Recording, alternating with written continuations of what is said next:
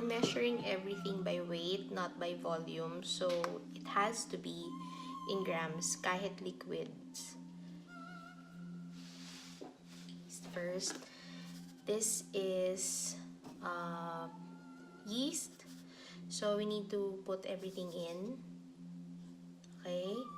So also this is sugar. I prefer putting it in already with the yeast. So let's mix. We want our water to be in room temperature or blood temperature. Meaning to say, ang blood natin is 36 degrees Celsius or 37. A slightly feverish, we like that, blood temperature.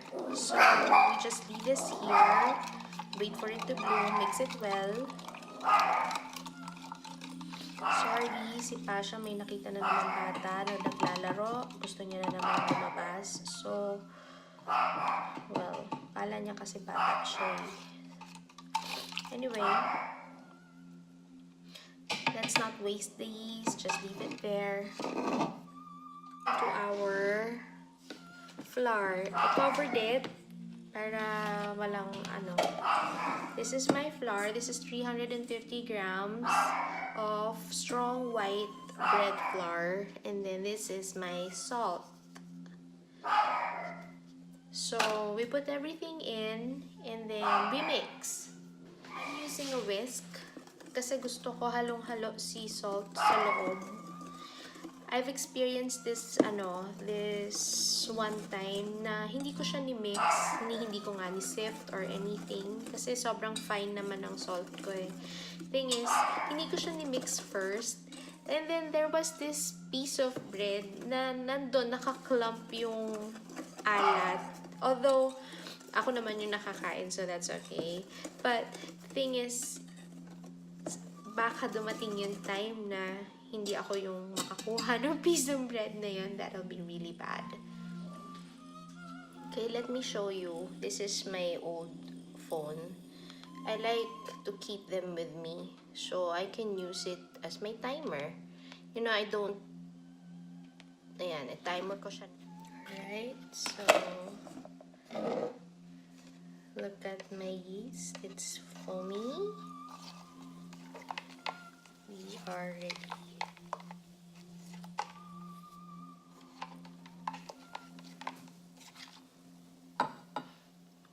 Let's pour it in. Right. And then let me use my spatula. Let's mix it in well.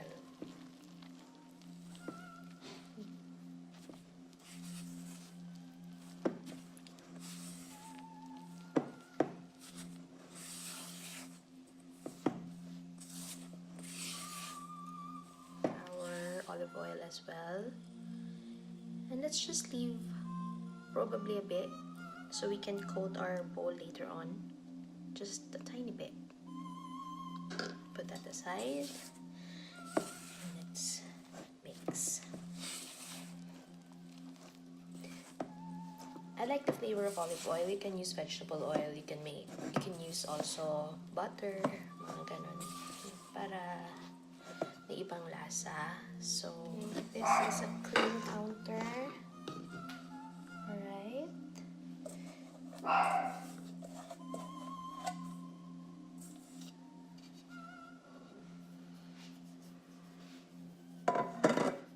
Let me just get everything kasi may dumi din. Alright. Just to show you that I don't waste any. Kasi some na kakanood nila ng mga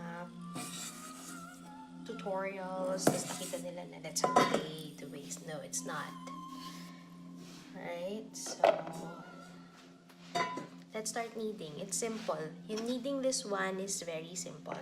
No stress to it. Just try to put everything together, incorporate it all. This is how I do mine. It's fairly easy. Walang stress. Don't stress yourself too much on eating. I do have a hand mixer. If you have a hand mixer, you can use that. Use the dough attachment. And also, if you have a stand mixer also, I just prefer doing this by hand kasi if parang may satisfaction ng you made everything. Let me show you how I knead. Okay, it's just like that. You grab a bit and then you push. Others would suggest na add more flour. I won't suggest it. All you need to do is continue kneading, which is why I suggested a very clean counter space kasi sa umpisa it will stick.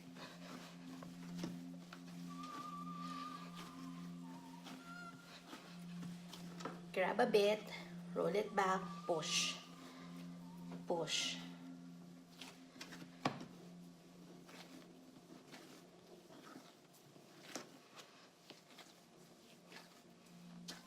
It will take a while, siguro mga 10 minutes. Sasanay ka rin.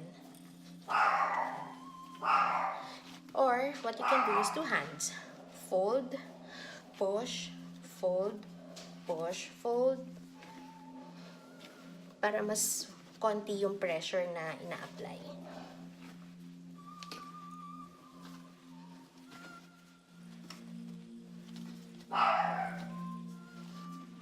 Tagalit si Pasha.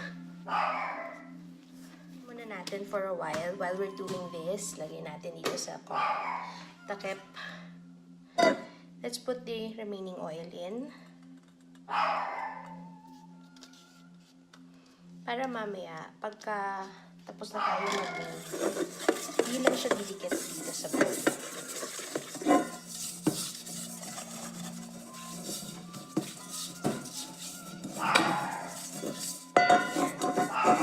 May sufficient oil, okay? So, put that aside, balik tayo sa dough. At least nakapagpahinga yung kamay natin. Then, let's continue kneading.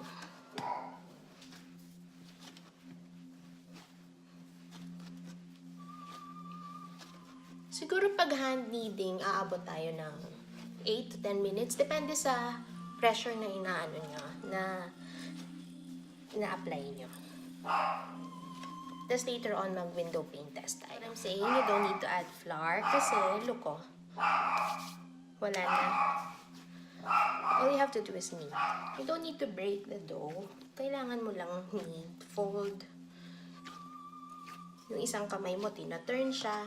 Yung isa, push, pull, turn, push, pull, turn, push, pull.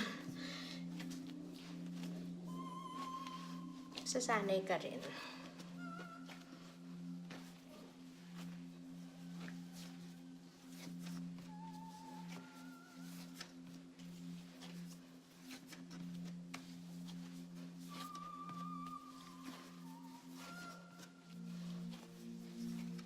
Very satisfying naman mag-knead.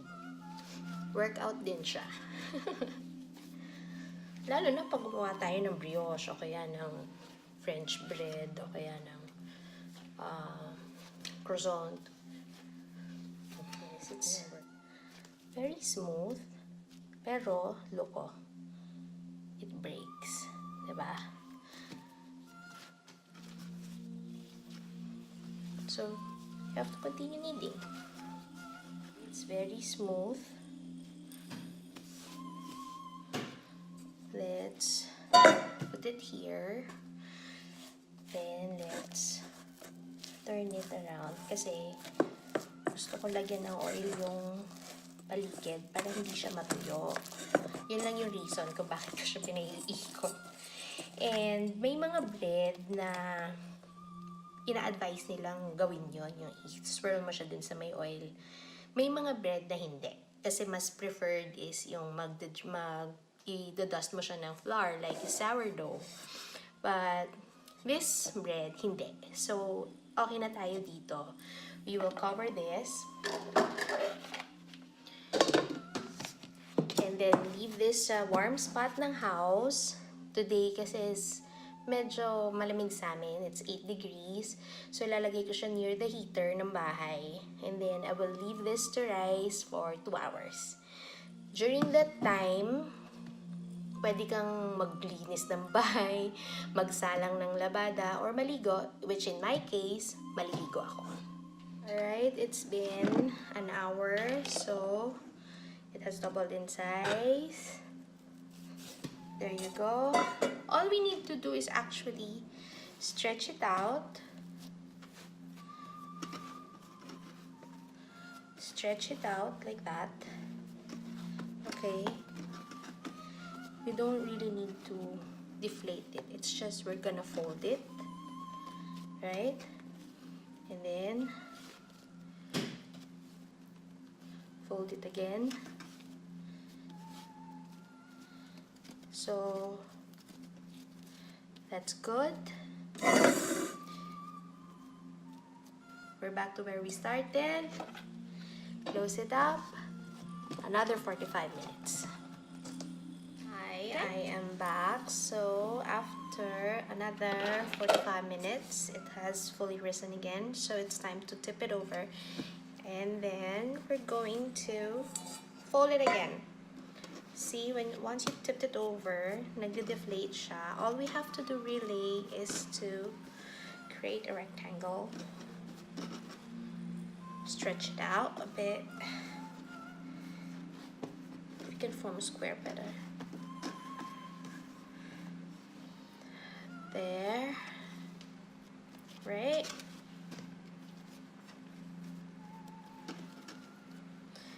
And that will be it, right? So you can form it into a circle if you like, and then it's time to put it back.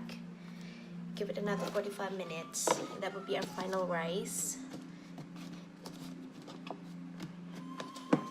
Dahil gusto ko meron siyang flavor, I am suggesting olive oil or just a regular vegetable oil. There. A tiny bit.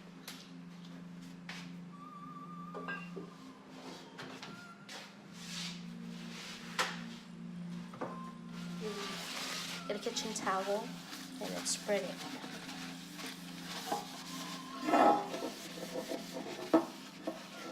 Make sure everything is well oiled.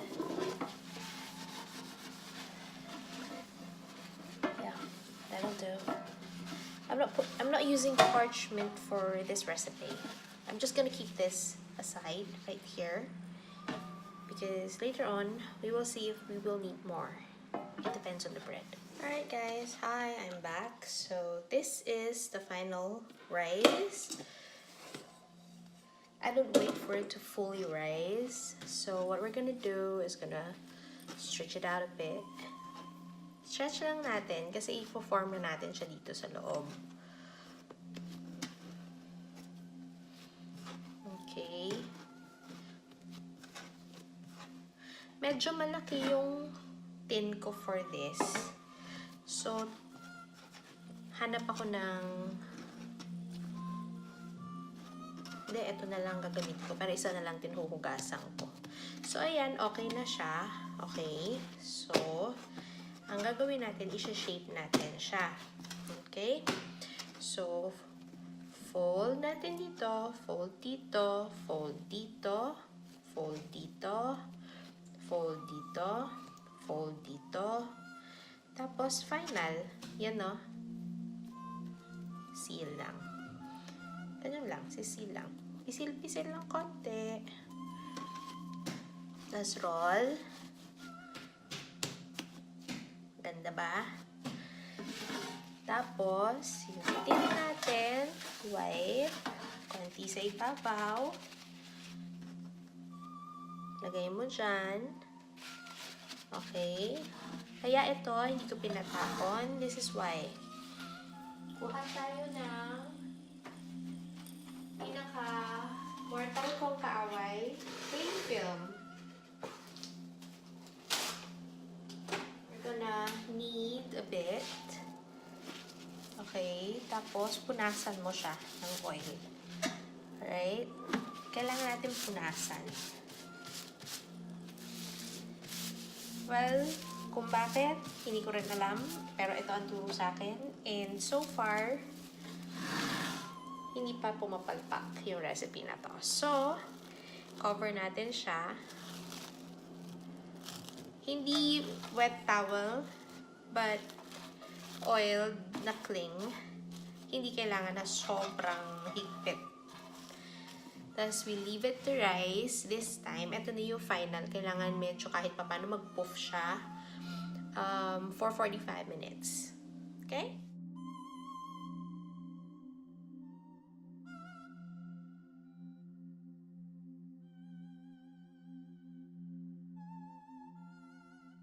Hintayin na lang natin yung final na pag-rise niya sa loob ng tin, sa loaf tin. And then, afterwards, mabango ka na ba? Ako, mabango na. Ayun,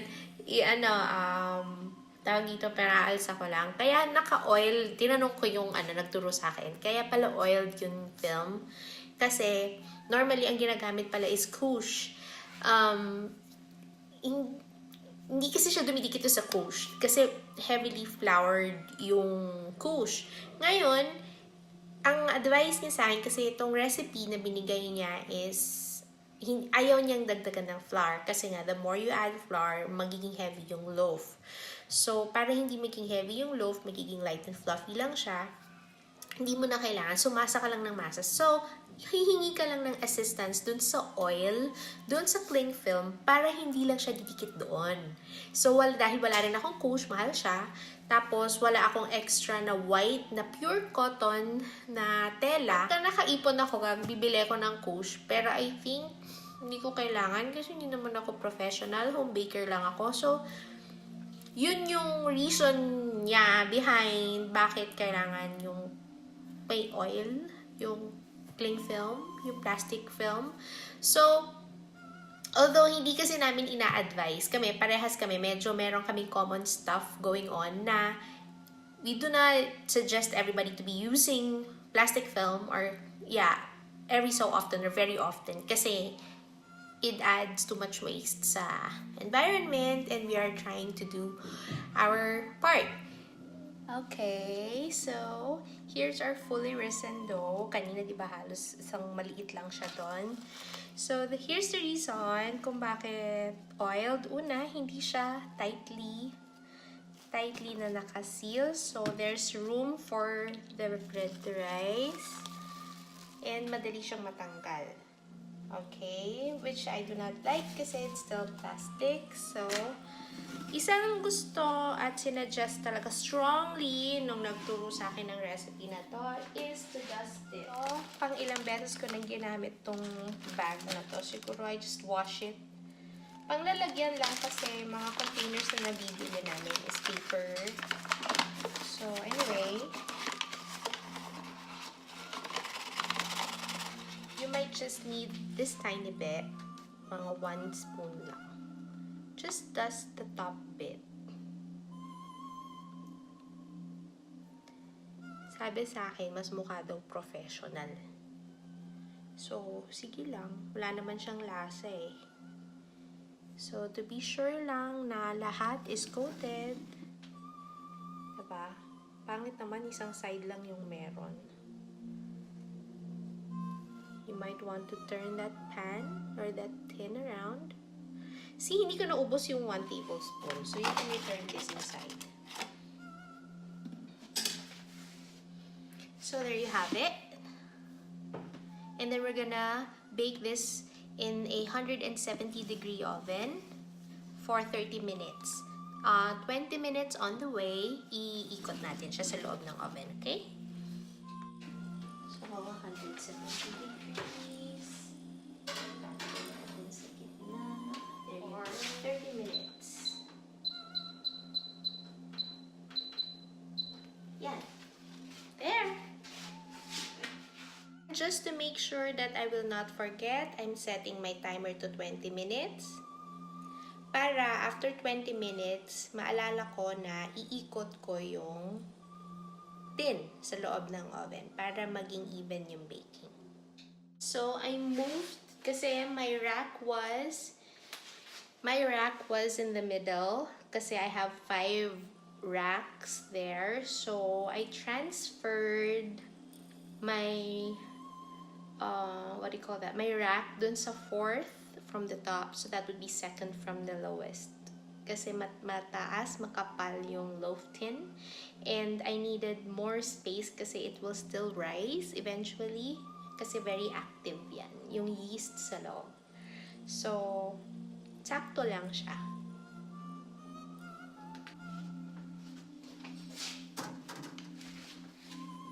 Ways to transfer the loaf to the cooling rack immediately kasi magkakaroon ng moist sa loob ng tin. So, you just get a piece of tissue right under.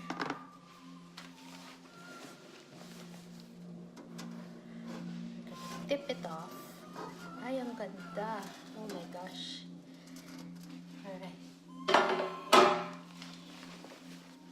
And then we have to cool this for 20 minutes if you can wait that long. It's gonna be really, ang ganda niya. Oh my gosh, look at that.